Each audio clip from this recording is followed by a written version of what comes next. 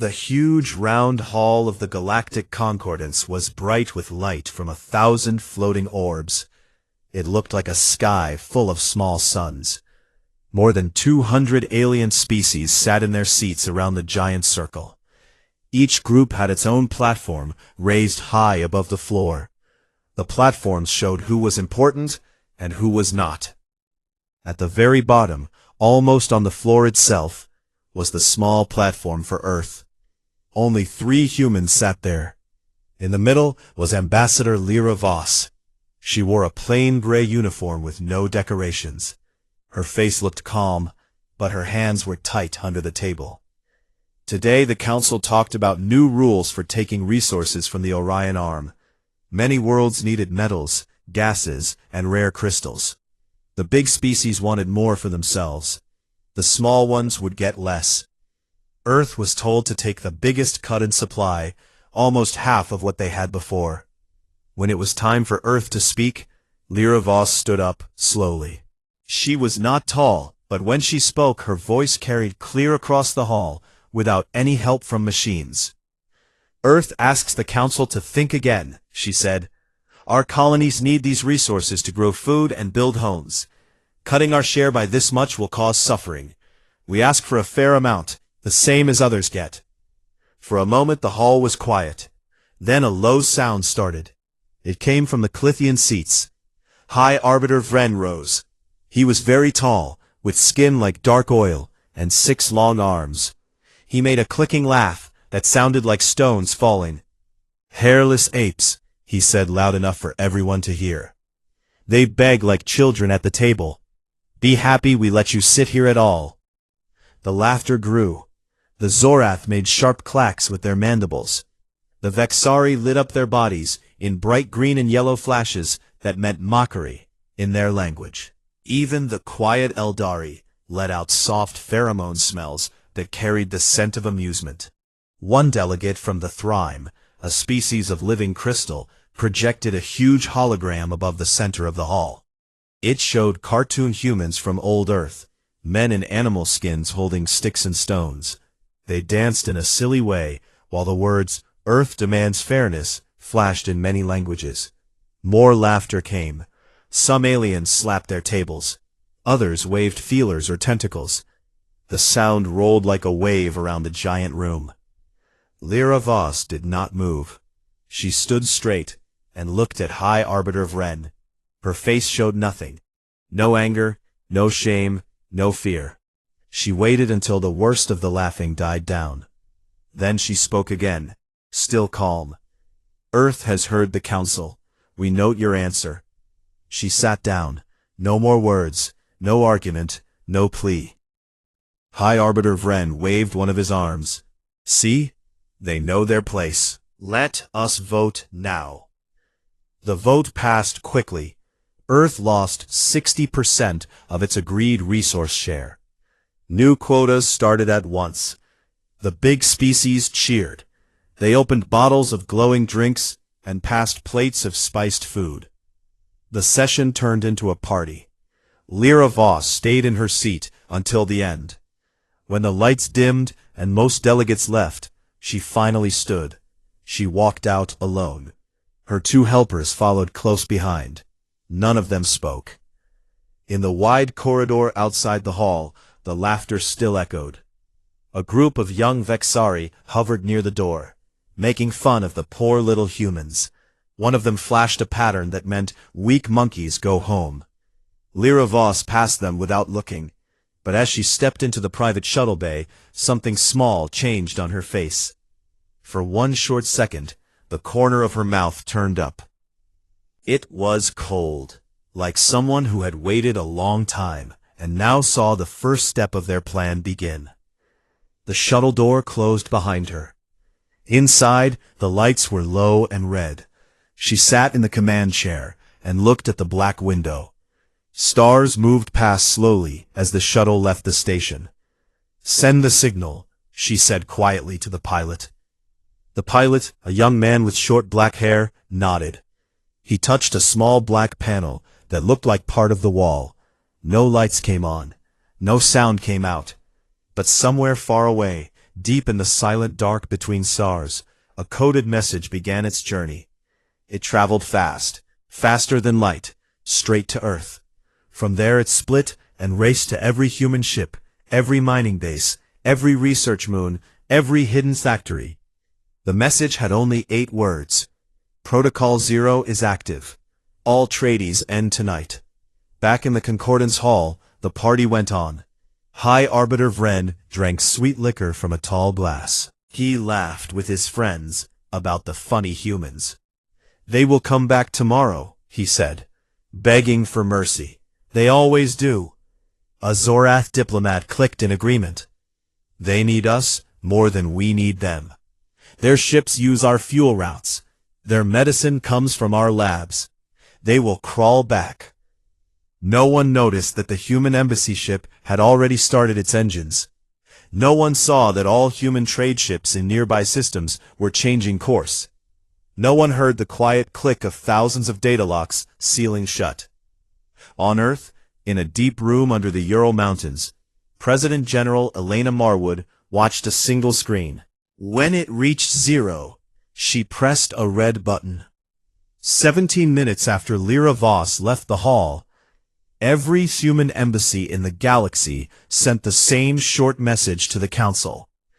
The United Terran Coalition hereby terminates all treaties, pacts, accords, and agreements with the Galactic Concordance, effective immediately. All obligations are null and void. No further communication will follow. The messages arrived at the same second on every alien world. Most aliens were still eating, drinking, or sleeping. They did not read the words right away. But the machines did. On Claythian mining stations, warning lights began to flash. Helium-3 shipments from human refineries stopped. On Vexari hive ships, air filters made with Earth bacteria started to clog. On Zorath warships, targeting computers waited for the next update from Earth servers. The update never came. The first confused calls started. Then the panic began to spread, but that was for later. In her shuttle, Lyra Voss leaned back and closed her eyes.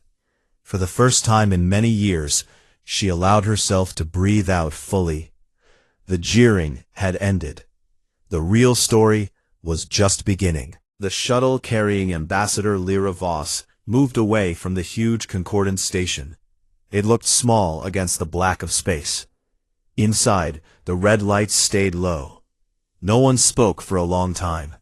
The pilot checked his screens again and again. Lyra Voss sat with her eyes closed. She was not sleeping. She was thinking. 70 years earlier, when humans first joined the Galactic Concordance, everyone thought they were lucky.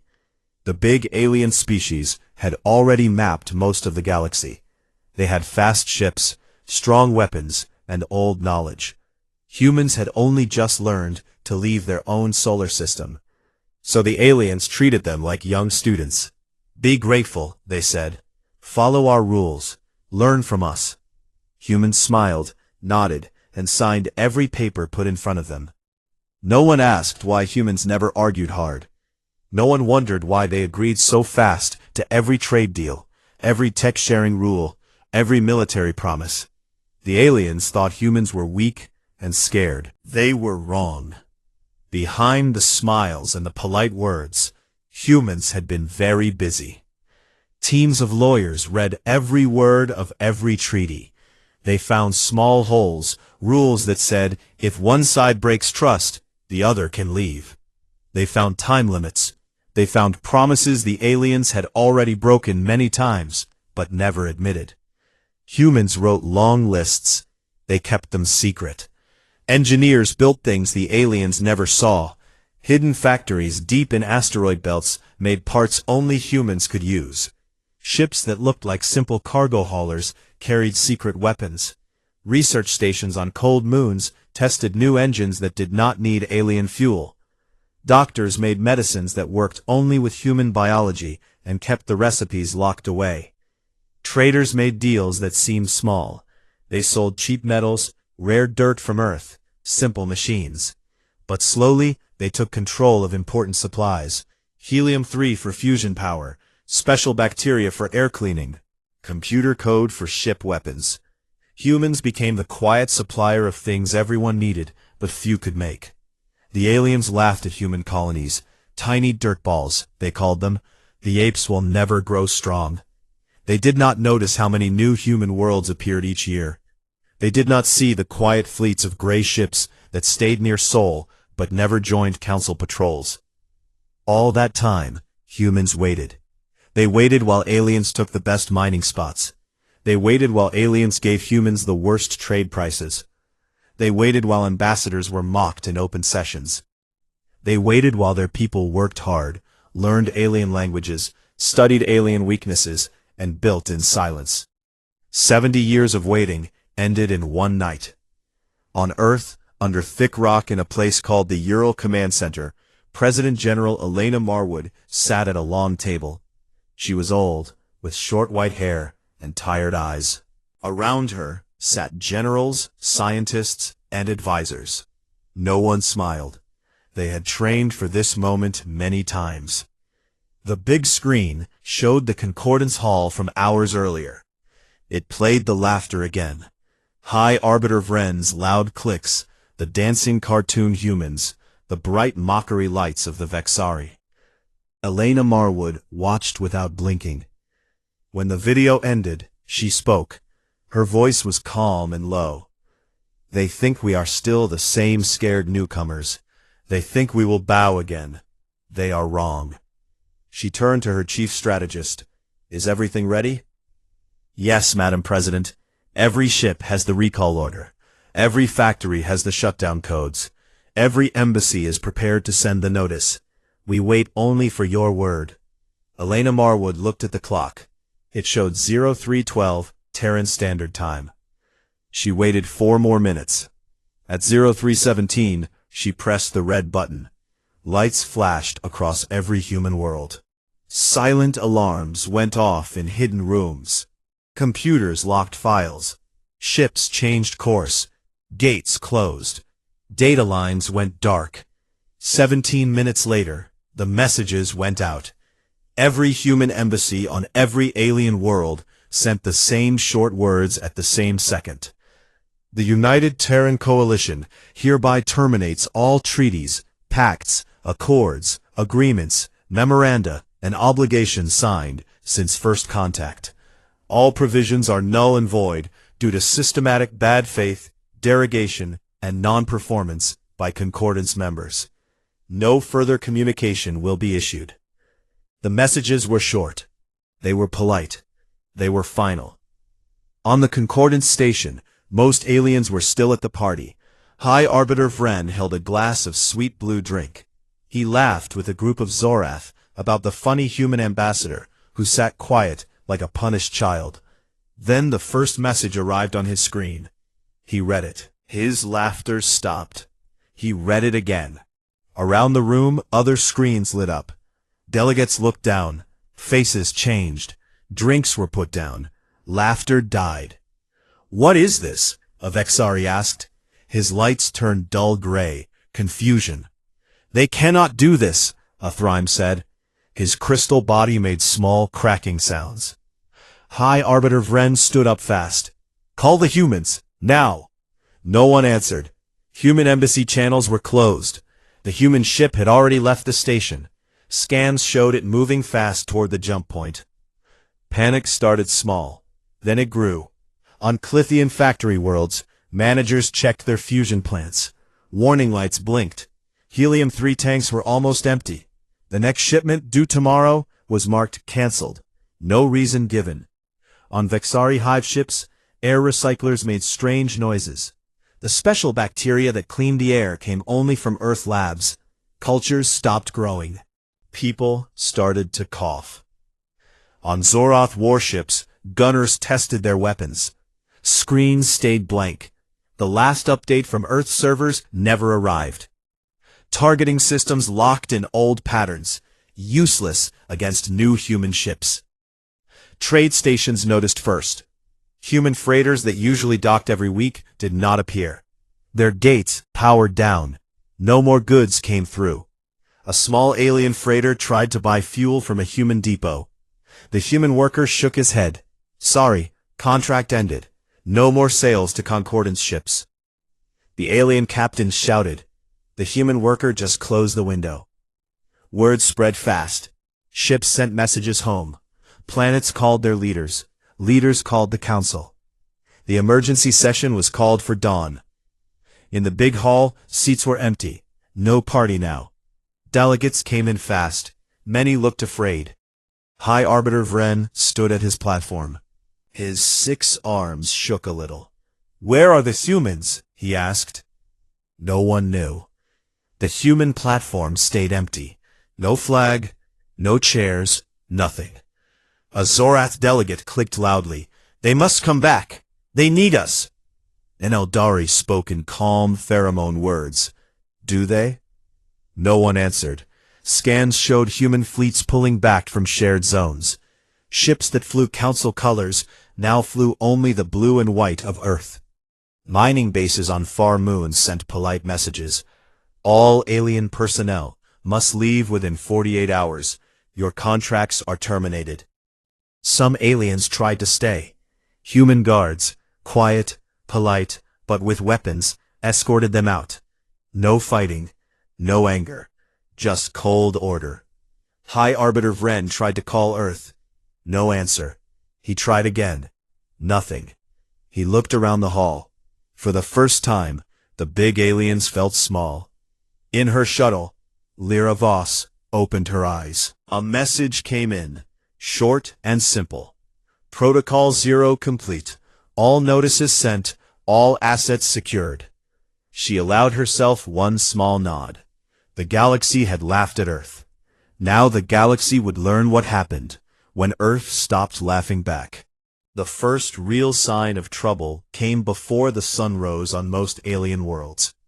On the Clithian homeworld of Clythe Prime, factory managers stared at empty warning screens. Fusion reactors needed helium-3 to run clean and hot. The big tanks that supplied them were almost dry. The last human shipment had been due at 0400 station time. It never arrived. No message, no apology, just silence. A manager sent an angry demand to the nearest human depot. The reply came back fast and short. All deliveries to Concordance entities terminated per Protocol 0. Please refer to your local authorities. The manager slammed his lowest arm on the desk. They cannot do this. We have contracts. But the contracts were gone, terminated, null. The humans had said so in 17 words. Across the galaxy, the same thing happened again and again. Vexari hive ships floated in deep space.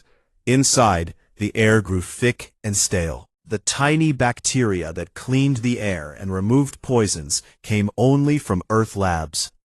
Humans had designed them specially for Vexari biology. Every month, fresh cultures arrived in small cold boxes. Yesterday's delivery never came. Filters started to clog. Workers coughed. Lights dimmed as power systems struggled. A hive captain tried to call the human supply ship that usually docked nearby. No answer. The ship was gone, jumped away hours earlier. On Zorath battlecruisers, weapons officers ran tests. The main targeting computers froze. Small messages appeared on every screen. Firmware update required. Contact supplier. The supplier was Earth.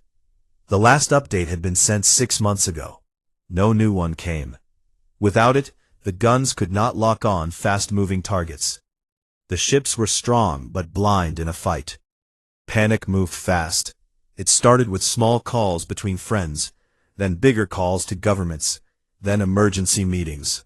By the time the Concordance Hall opened for the emergency session, most delegates already knew something was very wrong. The huge round room felt colder than before.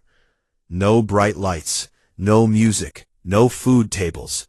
Delegates hurried in. Many looked tired. Some had fear in their eyes. High Arbiter Vren stood at his high platform. His 6 arms moved fast as he spoke.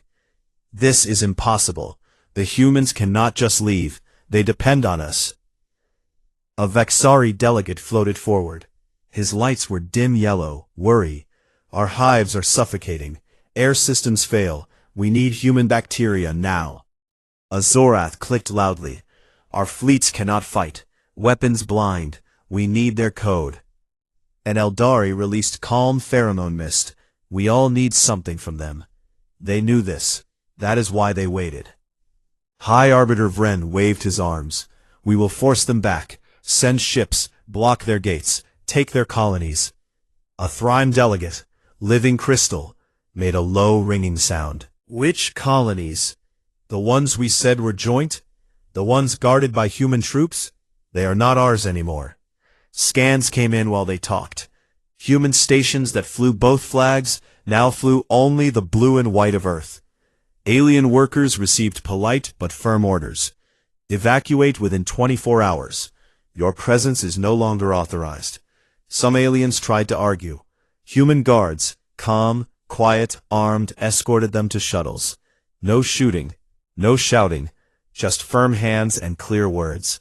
Please leave. This is now Terran property. On a mining moon called Dracon 4, a mixed team had worked together for years. The Clithian boss yelled when the human foreman said, "Shift over, pack your tools." The Clithian refused. Human security arrived. They were polite. They were fast. The Clithians left with nothing but the clothes they wore. Word spread. The galaxy started to understand. The humans had not run away. They had pulled back. They had locked their doors. They had taken what was theirs. The council tried to vote on punishment. They found the rules did not work anymore.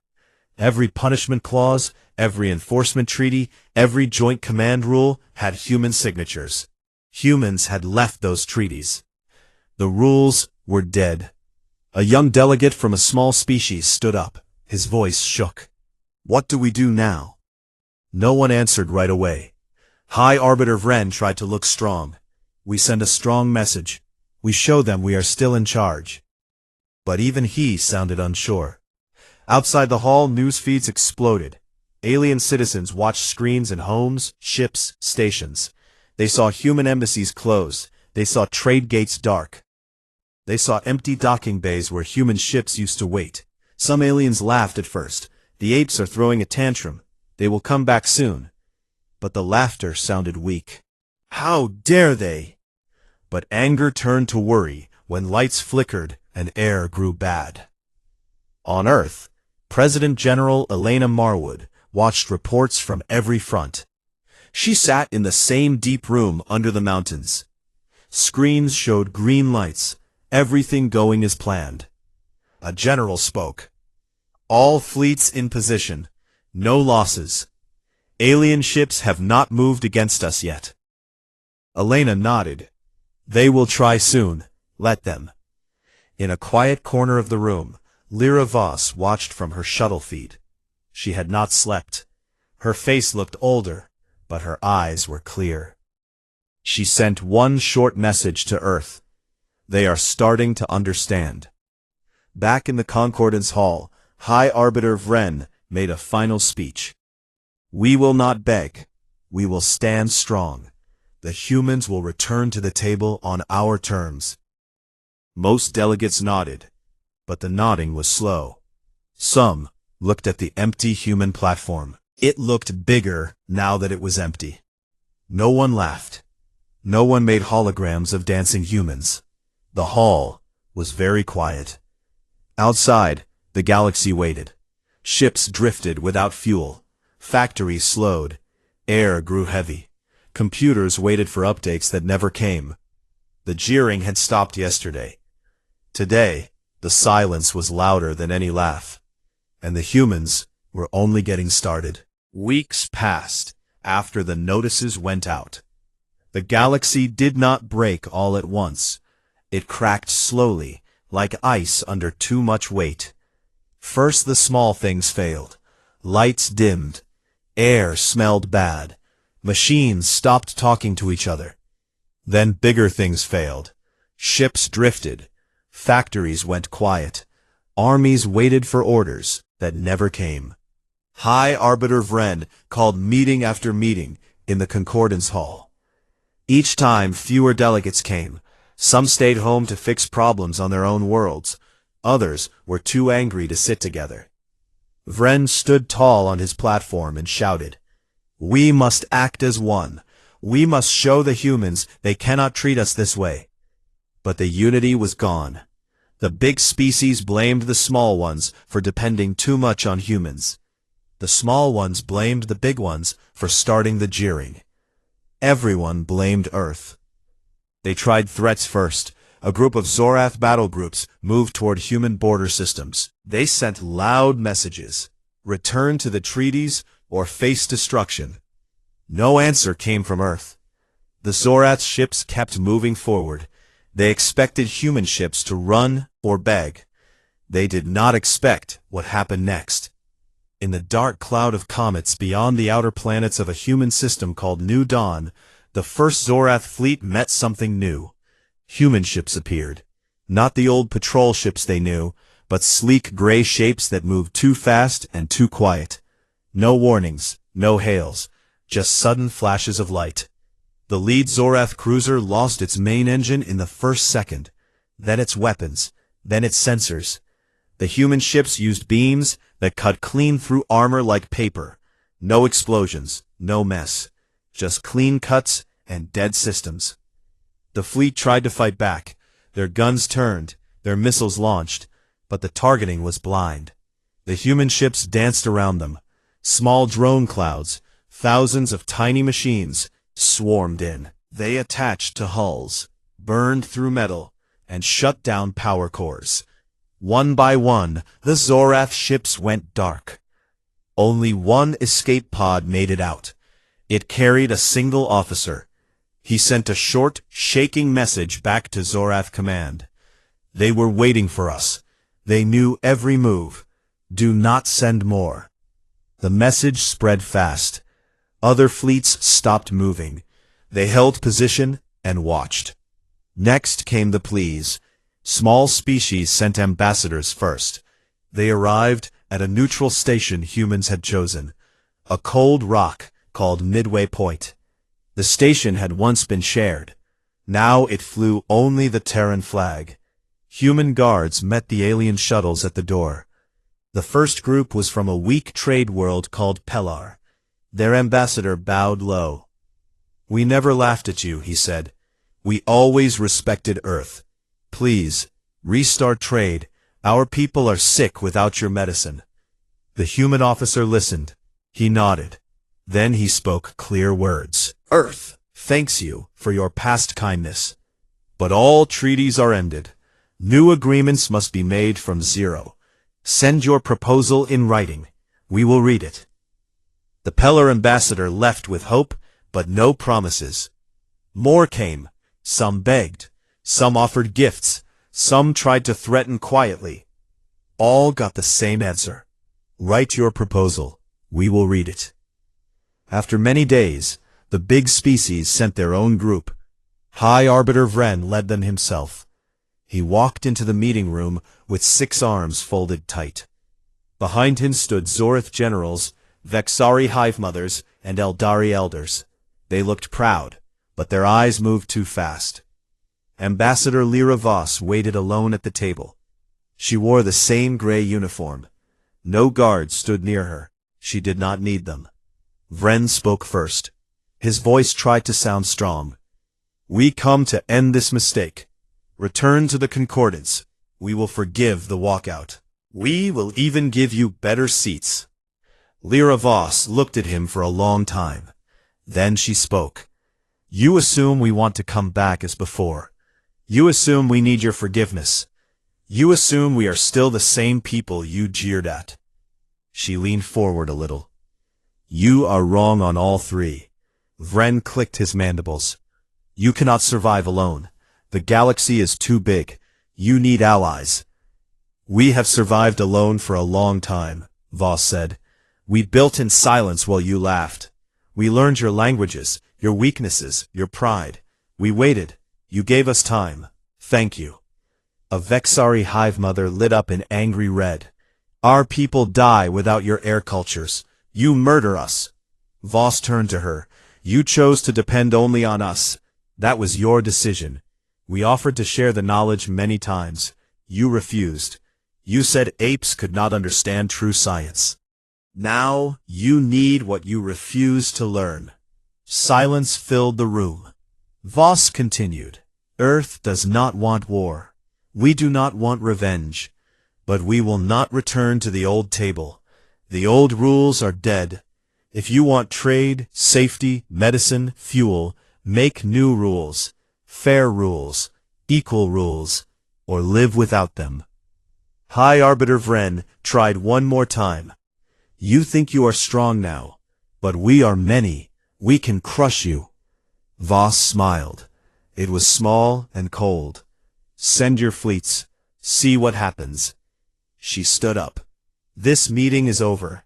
Send your written proposals. We will answer when we are ready. The aliens left the room. No one spoke. Vren's arms hung low. The pride was gone. Back on their ships, they talked in whispers. They remembered the Zorath fleet that vanished. They remembered the empty trade lanes. They remembered the silence from Earth. Most wanted to wait. In the days that followed, proposals started to arrive at midway point. Long lists of offers, trade deals, resource shares, promises of respect. Some were fair, some were still proud. Earth read them all. Some were accepted, some were sent back with changes, some were ignored. The galaxy watched. It learned a hard lesson. Humans had not been weak, they had been patient. They had not been scared, they had been planning. They had not been small, they had been quiet. And now the quiet was over. The jeering had ended long ago. What came next was something new. Something the galaxy had never seen before. Months passed after the meeting at Midway Point. The galaxy did not stay broken forever. It started to move again, but the center had changed. The old Concordance Hall still stood. Its bright lights still shone.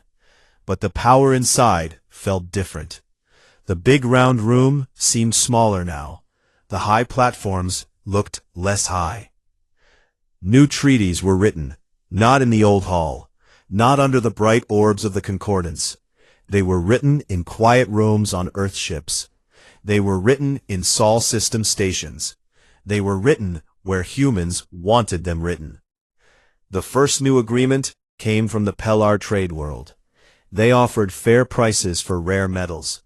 They asked for medicine and air bacteria. Earth said yes.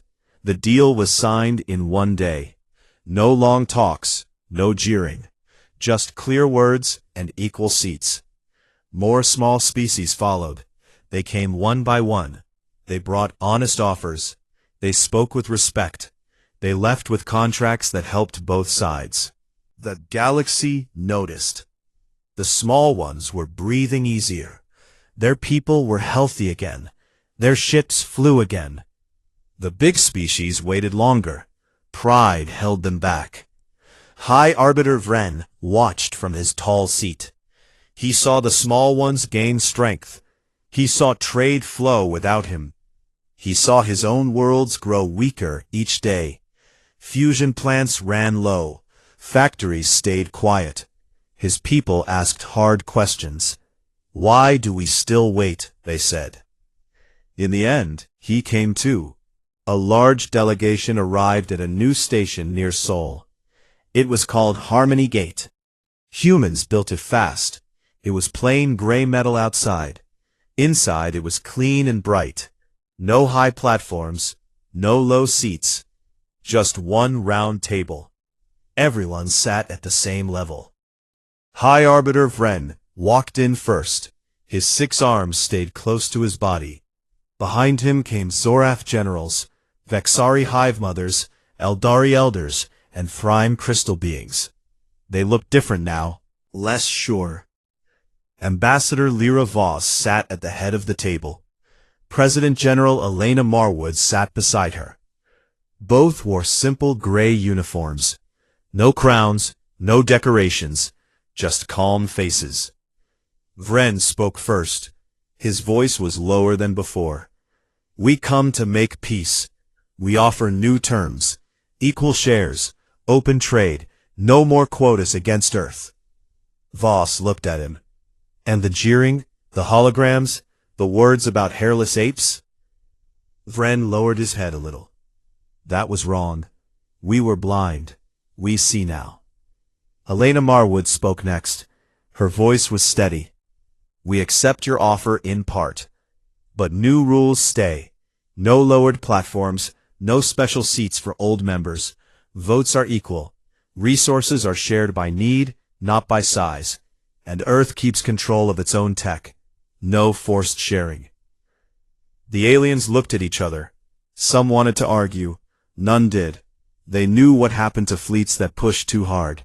They remembered the silent drones. They remembered the clean cuts in the dark. They signed. The new concordance was born that day. It had the same name, but it was not the same. Humans sat at the main table.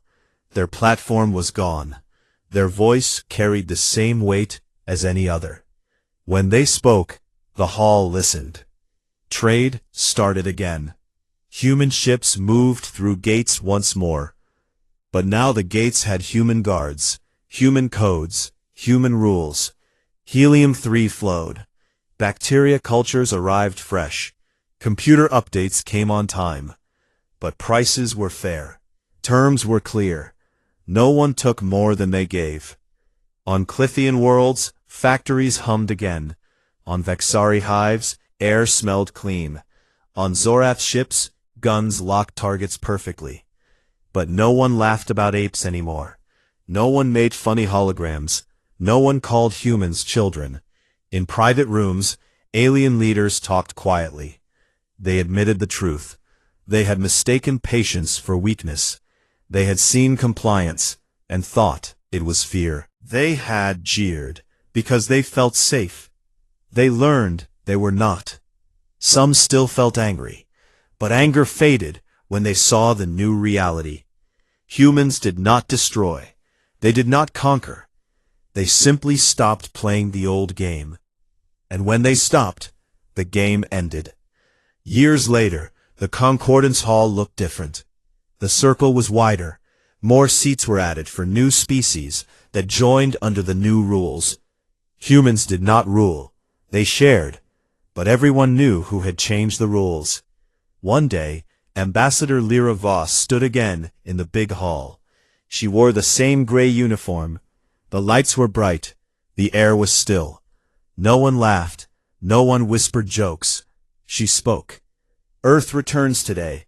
Not as a junior member, not as a guest, not as a beggar. Earth returns as an equal. We come because we choose to come. We stay because the terms are fair. We remember the day you jeered. We remember the laughter. Earth returns today, not as a junior member, not as a guest, not as a beggar. Earth returns as an equal. We come because we choose to come. We stay because the terms are fair. We remember the day you jeered. We remember the laughter. We remember the silence that followed. Let this be the last day anyone forgets what happened when humanity chose to walk away. The stars are big. The galaxy is old. But no one gets to treat others as less forever. Remember this day, the day the jeering stopped, the day the terms changed, the day Earth reminded everyone, we are here, we are equal, and we will not be mocked again. She sat down. The hall stayed quiet for a long time. Then, one by one, delegates stood. They bowed, not low, but enough. Vren bowed deepest. His arms crossed over his chest in the old sign of respect. No one spoke after that. Outside the hall, ships moved in trade lanes. Lights shone on 1,000 worlds. Air flowed clean. Power ran strong. Life went on. But something had shifted forever. The galaxy had laughed at Earth once. It never laughed again.